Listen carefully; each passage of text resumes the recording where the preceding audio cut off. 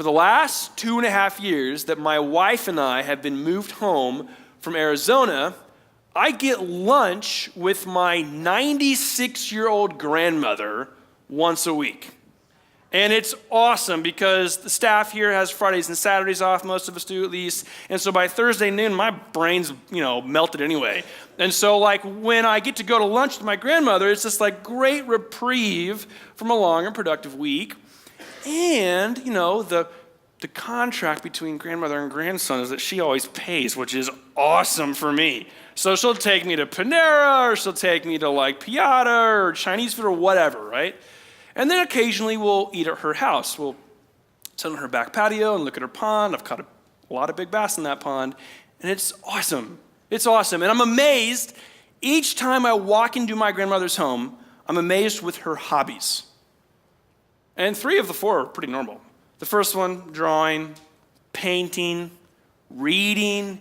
It's this 4th one I don't understand. And any of you in here why do people like puzzles? I don't get people who like puzzles at all. I walk into my grandmother's home. She's got multiple puzzles going at once. I don't get walking up to 10,000 pieces. It'll take me 10 months to complete. I don't get, this is the picture of the puzzle set that I walked in to my grandmother's home last week, and that's just her kitchen table. There was one on her dining room table, one on her coffee table. She's got 3 projects going at the same time. And she loves them. And this is what happens. I walk into my grandmother's home, and she says something to the effect of, "Hey, Luke, that puzzle right there, that's a pretty tough one. Would you mind putting a piece in?" And I'm like, oh gosh, all right. So I walk up to the puzzle. I'm like, and honest to goodness, church, I do honestly give it a solid 9 seconds of effort. I really do. I work really hard for that amount of time before I'm like, okay, let's eat. And then we go eat. Maybe once or twice a year would I actually fit a puzzle piece into the puzzle. But that's not my favorite part of being with my grandmother. I'll be honest, it's so sweet because it's a time machine, right? In conversation, it's a blast from the past. We rewind to when I was 10 and 12 and 5, and we just talk about what it was like to be a kid with her and my grandfather, and it's so sweet. And they used to live in Broderpool. They had a good bit of land. They had a couple horses and a big garden, and it was just awesome. And I remember stealing raspberries and blackberries off my grandpa's garden, in my grandpa's garden, and I loved it. I loved it. This is actually a picture of my grandfather. This is Papa, and that's Mom, the grandmother that's now 96. And Papa died in 1999 of Alzheimer's. He was 91. He was pretty well up there in years. And my grandmother was only 78. I was only 13. My siblings were only 15.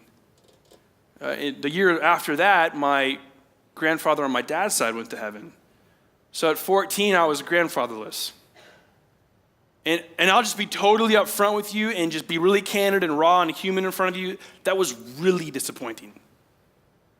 It was really, really disappointing to have both of my grandfathers out of my life before I actually got to know either one of them. And part of that's just a practical age thing, and I get my wife's, all 4 of her grandparents are still young and here and present, and that's great, I kind of get that. But it was really sad. I specifically remember my grandmother going to my grandfather's nursing home and then to hospice and watching my grandfather's mind deteriorate because of Alzheimer's. And he wouldn't remember me, he wouldn't remember anyone else, and he certainly wouldn't, and then eventually he wouldn't remember my grandmother, his wife. It was pretty tough. It was hard. I was just a kid, and I didn't know anything except what I felt. But man, was I disappointed. Not until I became an adult, church, did I realize that it was my grandmother's had much more of a right than I did to feel disappointed and sad.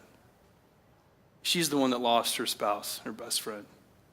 Yeah, I lost her grandfather, absolutely. My mom lost her dad, absolutely. Those things are true. But my grandmother lost her spouse, her best friend. I'll tell you what, we creatures, we humans, we don't handle disappointment well, do we? We just don't. When sadness and disappointment are the meal in front of us at dinner time, we don't handle that very wisely, very well. We typically try to compensate for it. We introduce a series of coping mechanisms to try to feel better from the disappointment. We look to all kinds of ways to make that disappointment a little less painful. I mean, contextualize this for your own world. Maybe you have lost a spouse recently, and that tragedy is, I do not minimize that by any means. Maybe right now it's just like my marriage is deteriorating and collapsing slowly, or has already collapsed. Or maybe you're watching a child walk away from God after all the years that you've spent trying to invest into your child. Maybe right now you've got a relative that's sick and you're not sure why. The prognosis is not good. This is so disappointing. Maybe right now you're just like putting all of your chips on the table. You're saying, why doesn't my work recognize the value I bring to the table only to let me go? Or perhaps you have. Maybe you have lost a spouse. I know several families in our church right now who recently went through seasons of losing a close loved one, and they were very young, way too young. Man, creatures do not handle disappointment well. We humans especially. Man, sadness is a strong feeling. Disappointment is a strong sensation. And what in the world does this have to do with Ruth? I aim to answer one simple question this morning. The question is this: what is God's message to the disappointed? Because does he hear us cry out? Does he have an opinion on the matter? Is he even listening? Does he even care? Is he going to do something about it? I think that when we look at the story of Ruth, we see that God has an answer to those questions, and that he has a message for the disappointed. So this is what I would like to do. I would like to introduce to you a little bit of context to Ruth, our final MVP, whose story is remarkable. And if you've read Ruth in prep for the weekend, you've got a good grasp on her story. If you didn't, that's okay. We'll catch you up here. But basically, the book of Ruth takes place during the time of the Judges, which was a horrible time for Israel. Apostasy was rampant and regular. Faithfulness was scarce. But God was able to preserve his covenant with Israel even through just a few families, Ruth's family being one of them. And it's remarkable how her story starts and ends, and I'll just be honest, her story starts terrible. But God's got a really cool message in here for us, and I know he's got a message in here for you this morning too. What I'm going to do is I'm going to read, make some comments, and do that a few times. So would you please open your Bibles to Ruth chapter 1, verse 1, or power up. It'll also be on the screen if you prefer that. As you do, I'll say a brief prayer. Jesus, we know that you show up in our lives in powerful ways, in ways that we can't even perceive. And so this morning, we give you an open heart, an open mind, and expect for you to do the work in our hearts that we could never do for ourselves. We offer that to you in love. Amen. This is Ruth 1, verse 1. In the days when the judges ruled, there was a famine in the land. So a man from Bethlehem in Judah, together with his wife and 2 sons, went to live for a while in the country of Moab. The man's name was Elimelech, his wife's name was Naomi, and the names of his 2 sons were Mahlon and Chilion. They were Ephrathites from Bethlehem, Judah, and they went to Moab and lived there. Now Elimelech, Naomi's husband, died, and she was left with her 2 sons. They married Moabite women, one named Orpah and the other Ruth. After they had lived about 10 years, both Mahlon and Chilion also died. And Naomi was left without her 2 sons and her husband. Not a great start to Naomi and Ruth's story. I mean, let's be honest. They probably moved, well, we know that they moved because of the famine in Bethlehem to Moab, probably for agricultural reasons. They could do some farming, actually make a life for themselves, make some money, and so forth. But when they get there, Elimelech, Naomi's husband, dies. Why again, God, did you bring me here? Why, God, did you allow this to happen? We had this great future vision, this awesome future laid out in front of us, and I don't understand. Why did you allow that? Okay, a little bit of retribution then. Her two sons, Mahlon and Chilion, marry Orpah and Ruth, not Oprah and Ruth, but Orpah and Ruth, right? So 10 years of marriage, and if anyone here has been married for 10 years or longer, I'm only 6 years in, and I feel like I'm just now getting my stride. Still a novice for sure. For only the two sons to die. What is happening? Why? Why does God allow such tragedy? Naomi loses her husband and then her two sons. Young Ruth and Orpah lose their husbands. There's no mention of any children of any kind. So the last three characters in this story are the mother-in-law and the two daughter-in-laws. Like, you don't even see that on reality television. Like, that is really, really tragic and like sad and a bummer. So, how do these three characters respond? There's a variety of responses from these three. And I think that there's a lesson in here for us. This is skipping down to verse 8. Then Naomi said to her two daughters-in-law, "Go back, each of you, to your mother's home. May the Lord show you kindness as you have shown kindness to your dead husbands and to me. May the Lord grant that each of you will find rest in the home of another husband." Then she kissed them goodbye, and they wept aloud and said to her, "We will go back with you to your people." But Naomi said, "Return home, my daughters. Why would you come with me? Am I going to have any more sons who could become your husbands? Return home, my daughters. I am too old to have another husband. Even if I thought there was still hope for me, even if I had a husband tonight and then gave birth to sons, would you wait around until they grew up? Would you remain unmarried for them? No, my daughters, it is more bitter for me than for you, because the Lord's hand has turned against me." At this, they wept aloud again. Then Orpah kissed her mother-in-law goodbye. But Ruth clung to her. "Look," said Naomi, "your sister-in-law is going back to her people and to her gods. Go back with her." But Ruth replied, "Don't urge me to leave you or to turn back from you.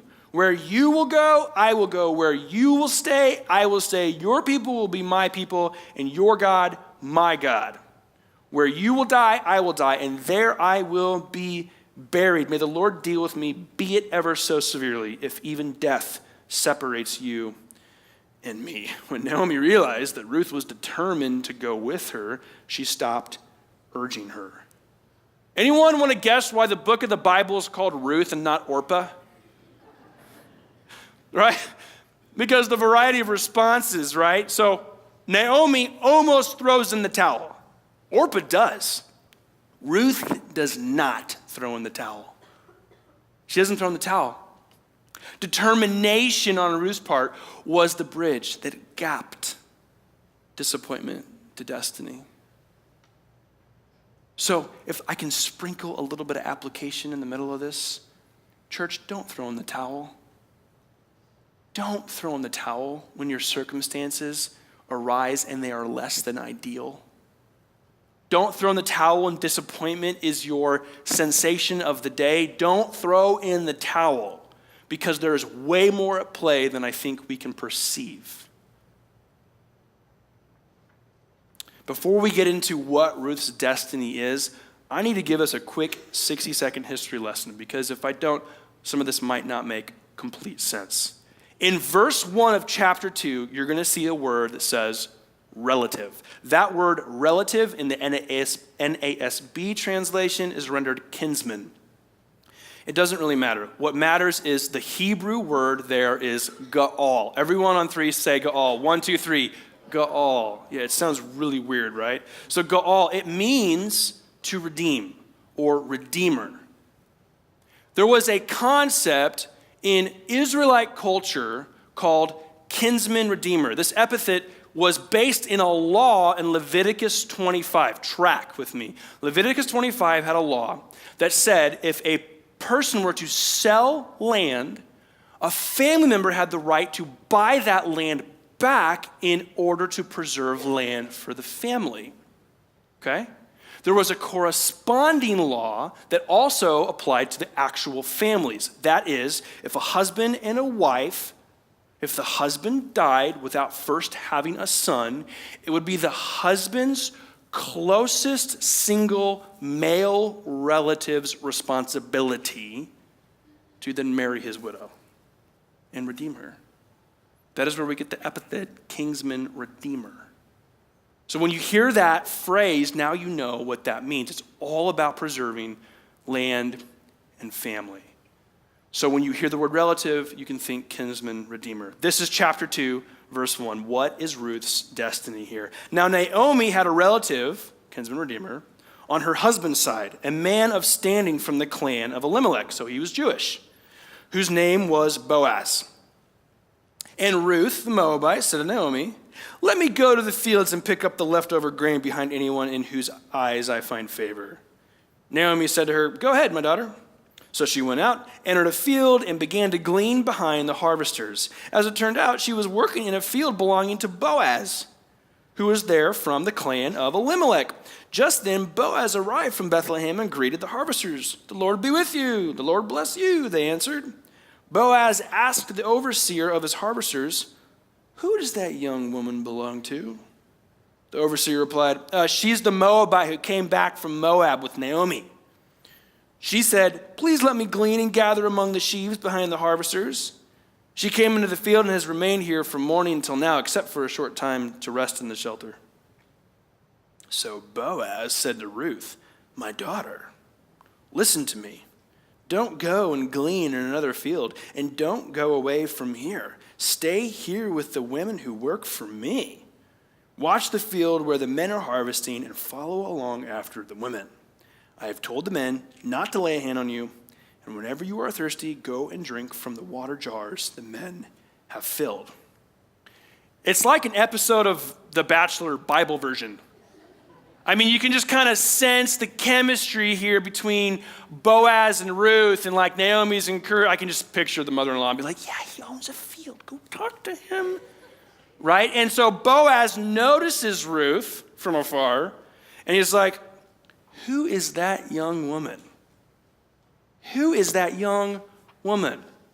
Now, what we could do here, because there's so many teachable elements, is we could easily teach from the surface and say something to the effect of, man, the men in this new generation need to rise up with integrity and character and manliness, just like Boaz, and that's how we ought to treat women in this new generation. And although that is true and appropriate, that's not the point of Ruth. We could say something like, this new generation, we need to work hard with our hands and produce a product. We need to earn a living. We just can't expect things to come to us. We have to go out and work really hard. And all that's appropriate and true. That is not the point of Ruth. There's way more to the story. There's more to the story. There's more to Ruth's story. There's more to your story. And I want you to think about this for a second, because this is so important. Just when you think that it's all over, just when you think that your life is completely over, your circumstances dictate disappointment and regret, and you're looking forward and you see no vision, you have no vision for your future. You feel like God took you out of the game, put you on the bench, now you're watching everyone else play, and you're sitting on the bench. And that is part of the Christian walk. Sometimes we get on the bench, we're like, why is everyone else living out their calling but me? I propose that we're listening to the wrong voice, because in the story of Ruth, we're about to see something radically different. I think that sometimes God takes us out of the game, not to place us on the bench to watch, but God takes us out of the game, put it on the bench for us to have energy preserved for overtime. And I mean that. This is just one of the scenarios where we see Ruth treat Boaz with integrity and character and kindness and gentleness. There's a few more flirtatious episodes in the book of Ruth. They end up getting married. They end up having a son. There's more to the story. There's so much more to the story. As a matter of fact, I propose 2 plots that we currently see in the book of Ruth. And they're amazing. And if you don't get this, track with me. If you don't get anything this morning, get this. The subplot of Ruth. As Boaz was Ruth's kinsman redeemer, Jesus is ours. You've got to understand that our King Jesus is a gentleman. He will never force himself on you. He will always, always court you, always will wait for you, always be patient with you, always will be kind and gentle with you. As Boaz did for Ruth, Jesus does for us. We have a kinsman redeemer. His name is Jesus. Amen?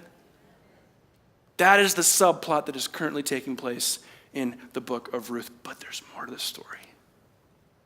There's a main plot. This is going to be, I can't wait. The main plot is this.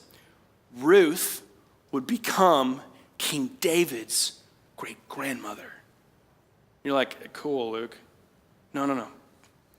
Ruth's destiny was to marry Boaz and introduce the biological bloodline that our Messiah Jesus would eventually come from.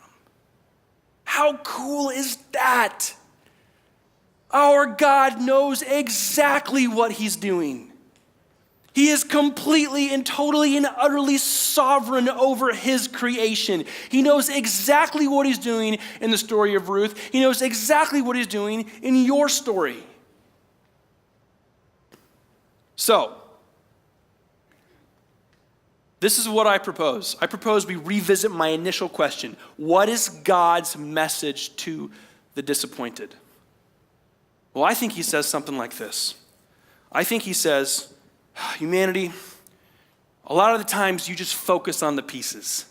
You look at the piece, you look at your life, and you're not pleased, you're not happy with the piece that's right in front of you. You're disappointed because your marriage collapsed. You're disappointed because your job didn't go the way you wanted it to go. You're disappointed because the relational status of your life is not where you want it. You had a bad experience at church and you're about to throw in the towel. Whatever the piece is in your life right now, we obsess over. And I think God says something like this as we see in Ruth. We see the pieces, but God sees the whole picture. Amen? We see the pieces, God sees the picture. And he shows us this in the book of Ruth. He shows us that yes, you get obsessed over the pieces, you get crazy over the pieces, but I'm in control. I see the whole picture. I know what's going on. You don't have to be afraid. You don't have to be anxious. You've started to place your faith in you, not me. Right? What happens when we get disappointed? We compensate. We take over. What happens when we feel sadness? We medicate. We figure out ways to feel better. We begin to put the faith that we once had in our Almighty God into us. It never goes well. And right now, I think the church more than ever, we need to hear, we are vulnerable to focusing on the pieces, but God is the one who reveals the whole picture. And if we can remember that he is the one that's in control of assembling our life's puzzle, we are going to be a more faith-filled, more effective church on this planet. The great Richard Rohr, a friar, said, faith is patience with mystery. The reality is that our life in front of us is still a mystery. And it requires great patience. Patience is just faith in action. All we have to do is remember that we don't get to dictate the outcome of our life. God does that. The reason that Ruth is an MVP of the Old Testament is because her faith led to the ultimate MVP, which is Jesus. I wonder if we can be a people that commits to asking God to reveal to us the full picture and not obsess over the pieces, that we're going to be the kind of people that bring heaven to earth and people all around can see that. Man, faith works when the other five senses don't. Faith works when we don't see. Faith works when we don't hear. Faith works when we don't understand. The opposite of faith is not doubt. The opposite of faith is certainty. Certainty is saying, I've got it all figured out. I know exactly what I'm doing tomorrow. I know exactly what I'm doing next week. I know exactly how my life is going to go. I've got it all planned out. I'm sure Ruth did too. But faith is saying, no, I'm going to place it in the God who knows what he's doing. What I didn't tell you is that my grandmother's story actually ends pretty well. After Papa went to heaven, a year later, her high school sweetheart in Wisconsin, after his wife passed away, tracked her down. They got reacquainted. He asked her to marry him. She said yes. And for 11 more years, my grandmother had a husband, and I had a grandfather.